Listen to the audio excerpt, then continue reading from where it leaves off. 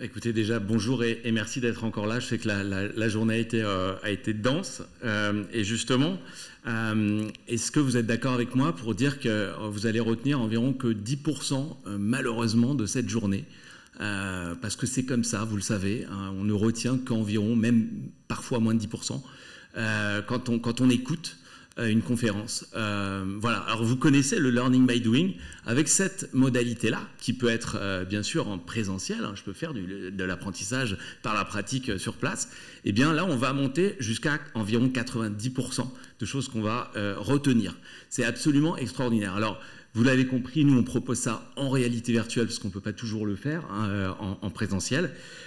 Et la VR, s'il y a une chose à retenir pour moi, vous connaissez maintenant, je ne vais pas revenir sur tout ça, c'est surtout l'investissement émotionnel que ça procure par rapport à toutes les autres modalités, environ x4, mais si vous avez testé, je pense que vous en êtes rendu compte.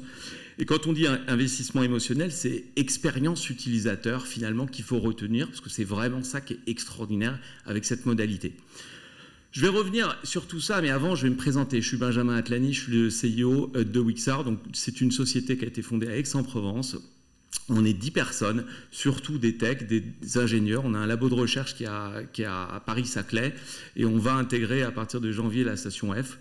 Donc, nous, on travaille sur tous les aspects deep tech autour de la VR et on est éditeur de solutions no-code.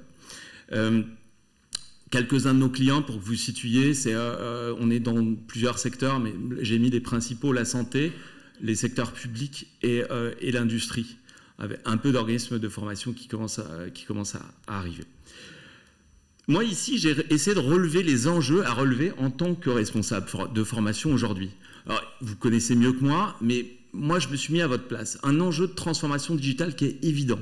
Un enjeu d'efficacité des formations. Il faut monter en compétences, il faut faire monter en compétences en fonction des métiers qui évoluent très vite. Et puis un enjeu d'enrichissement des réunions distancielles qui est assez nouveau.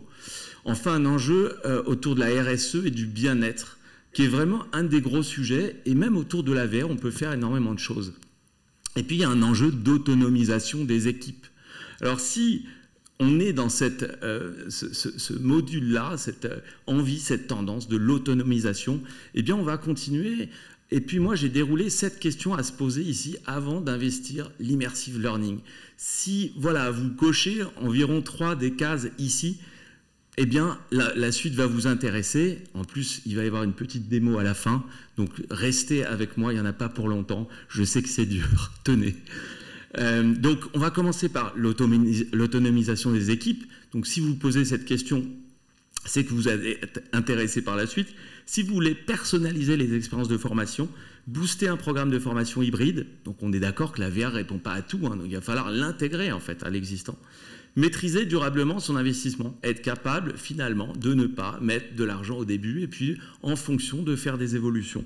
D'assurer la compatibilité avec l'existant, hein, LMS existant et autres, diffuser sur le bon device au bon moment, pas forcément que des casques, prendre garde aux aspects sécurité des données, on n'en parle pas beaucoup, c'est un enjeu absolument crucial qui va être de plus en plus adressé, on va voir l'année prochaine avec plein de nouveautés là, sur ce sujet. Alors Wixar, c'est quoi? C'est un no-code, ça veut dire que c'est un outil que vous allez utiliser, que vos équipes vont utiliser, avec une orientation extrêmement forte. On a mis 3 ans de R&D là-dessus autour de l'expérience utilisateur. Mais attention, l'expérience utilisateur, c'est pas seulement pour l'utilisateur final, c'est beaucoup autour de l'expérience du concepteur. Comment faire pour que le concepteur y trouve du plaisir et envie, en fait, d'avoir ce qu'on appelle le stickiness. Vous savez, c'est cette envie d'utiliser un outil extrêmement important. Alors, on a 4 différenciants ici clés. D'abord, l'idée du spatial computing. Alors, je vous embête avec des mots clés compliqués. Je vais vous montrer. En fait, on est le seul outil qui avons développé en fait une interface en 360. Quand je suis concepteur, je crée directement dans le contenu 360. Vous allez voir tout à l'heure. Ça a des grands avantages. On a une étude qui est sortie il n'y a pas longtemps. Donc, stickiness. Mais surtout précision, plaisir, sociabilité, parce qu'on peut être plusieurs à être dans le même contenu au même moment et pouvoir discuter ensemble. Je vais vous montrer tout à l'heure. La rapidité de conception, ça c'est le sujet numéro 1 aujourd'hui. Pourquoi c'est intéressant d'avoir un environnement 360? C'est qu'on accélère tout le workflow. On va pouvoir avoir des équipes plus motivées parce que eh bien, quand on crée des projets très vite, on peut les tester très vite, avoir un gain de productivité aussi sur l'apprenant final. Parce que là aussi, on va pouvoir faire énormément de tests. Et puis vous savez que, là je ne reviens pas trop sur ça, mais l'apprenant final, ce sont des formations qui durent un quart d'heure en général. Donc on gagne énormément de temps par rapport à d'autres modalités. La gamification, donc nous on va pousser très très loin la gamification par rapport aux autres outils. Alors je vous montrerai encore une fois des exemples, mais vraiment avoir quelque chose de très ludique, ça nous semble toujours être autour de cette idée de l'expérience utilisateur. On a une technologie qui est ultra évolutive. Alors R&D avec un labo de recherche veut dire beaucoup d'IA depuis 3 ans, deep tech, je passe tous ces mots-clés. Très vite, je ne vais pas m'apesantir là-dessus, mais les 4 étapes pour concevoir un projet, donc de la conception assistée avec de l'IA. Donc là-dessus, il y a des éléments qui vont vous faire aller plus vite sur le scénario, des scénarios qui peuvent être adaptatifs, etc., etc. De l'ajout des médias, donc des médias qui peuvent aller jusqu'à 8K avec de l'environnement 3D, des photos, vidéos, tout mixé. Donc on va pouvoir mixer des objets 3D dans des vidéos, etc.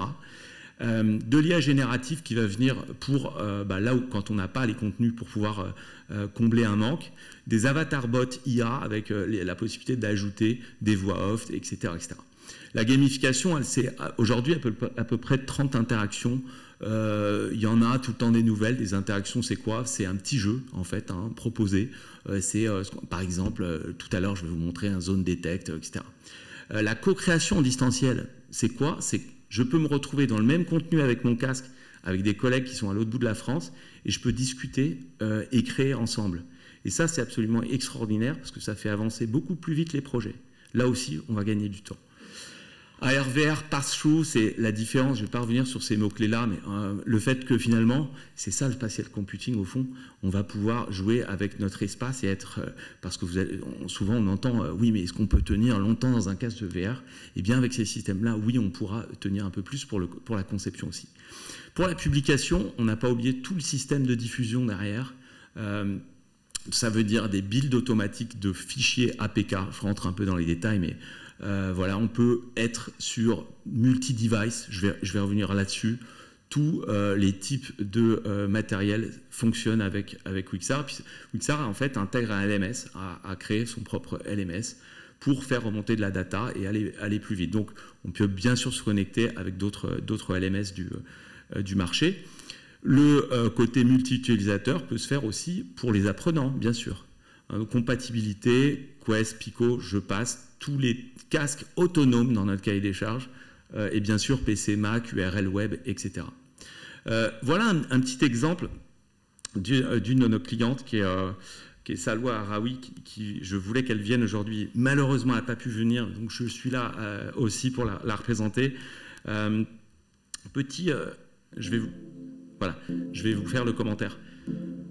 La ville de Paris, il y a à peu près 1 an, vient nous voir et nous dit on a un problème avec les formations de nos éboueurs sur du risque lié au vélo et aux trottinettes.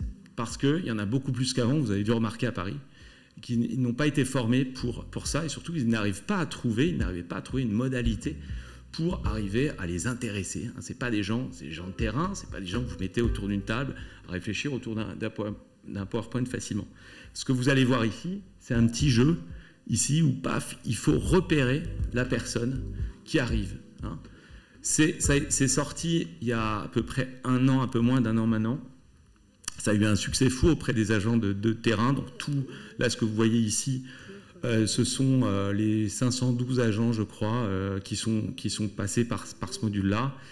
1 quart d'heure le module, des retours extrêmement bons. Je vais peut-être pas vous passer toute la vidéo, mais surtout l'idée qu'on a adressé des gens qui parlent mal français, soit qui n'ont pas eu de formation du tout, soit qui sont au départ pas du tout digital native, comme vous voyez, à tous les âges.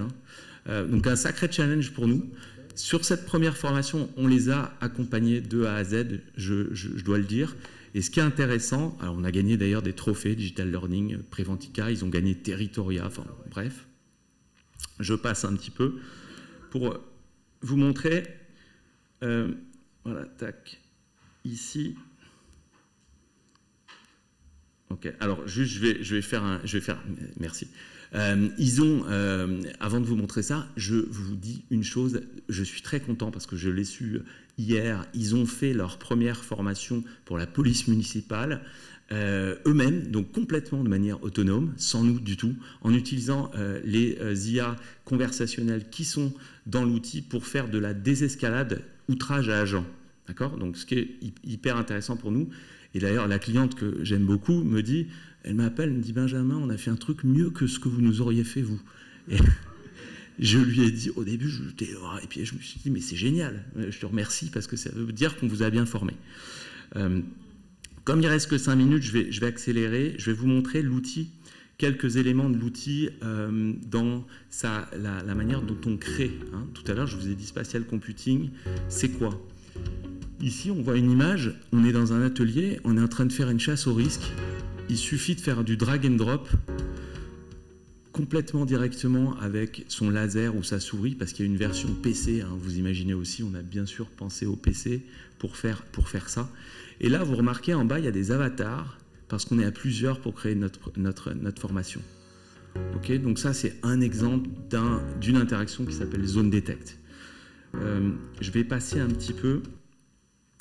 pour aller sur d'autres exemples.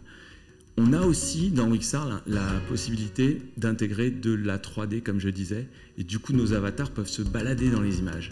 Hein.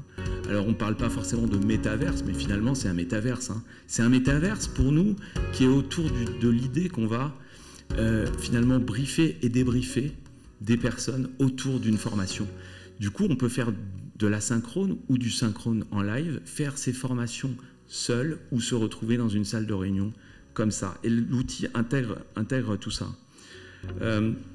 D'autres exemples, ici, restauration, sécurité, prévention des risques, un gros sujet évidemment.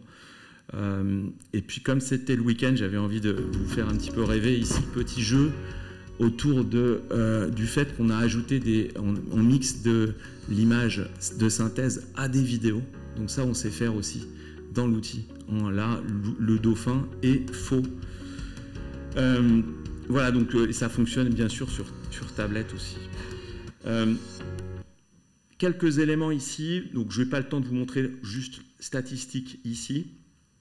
Donc voilà, moi, pour terminer, hein, si vous avez ces enjeux-là en tête, si aussi, ce sont des questions que vous vous posez, eh bien, voilà, pour aller plus loin avec Wixar, le modèle économique, c'est un modèle SaaS ou on-premise d'ailleurs, hein, pour tout ce qui va être défense. On a un modèle on-premise, c'est-à-dire on installe les serveurs complètement chez le client.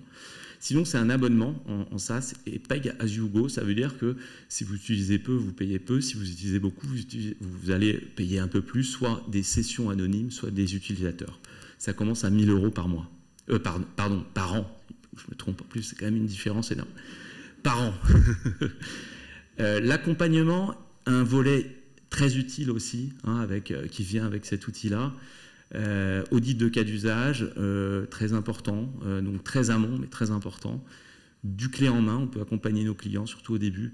On est Calliope, on est le seul outil à être Calliope nous-mêmes pour pouvoir faire des formations. Voilà, dernière chose, avant-dernière chose, nouveau programme IA, mars 2024, si vous êtes intéressé, puisque vous avez peut-être compris qu'on ne fait pas que de la formation, on s'intéresse aussi au recrutement, en fait, à tous les process métiers. Et pour le recrutement, on est sur un programme tout nouveau, ici, c'est VR plus soft skills pour faire de l'assessment test et du predictive learning. Si vous êtes intéressé par ça, envoyez-moi un petit mail et vous aurez en avant-première accès à l'outil gratuitement. Je vais vous mettre mon email juste après. Le spatial computing, retenez, c'est finalement, si on essaye de se projeter, vous savez, ça fait à peu près 500 ans qu'on regarde dans des carrés, des tableaux, des fenêtres, hein, des téléphones qui sont toujours carrés, des ordinateurs. Ce qui est en train de se passer, qui est extraordinaire, c'est qu'on est passé en fait, finalement, tout va être projeté autour de nous en 360. Les données vont se projeter autour de nous. C'est fini les écrans carrés, bientôt en tout cas. Donc bienvenue dans ce nouveau monde et on sera là pour vous accompagner si vous le souhaitez. Merci beaucoup Benjamin, merci bien. Question de la salle ? Moi, j'ai une question. Pour prendre en main, tu dis que tu formes bien tes clients. Il faut combien de temps pour un ingénieur pédagogique pour être à l'aise avec Wixar? Alors, si on connaît les outils comme ça, c'est en 1 heure, on fait le tour et on a compris. Si on ne connaît pas, et alors je dis outils comme ça, il faut faire attention parce que c'est de l'immersive learning, tout le monde ne connaît pas. Hein. Donc nous, on a une formation, on a entre 2 jours et 4 jours de formation. Et là, les 2 premiers jours, c'est qu'est-ce que l'immersive learning, en quoi ça change la donne, Wixar ou pas Wixar, hein, c'est comment on fait pour scénariser en immersive learning. C'est pour ça qu'on est Calliope, parce qu'on a les bons formateurs. Et puis ensuite, sur l'outil lui-même, c'est en une journée, on a compris en fait. Hein. Pas de questions? Eh ben, merci beaucoup Benjamin. Merci d'avoir conclu avec brio notre journée.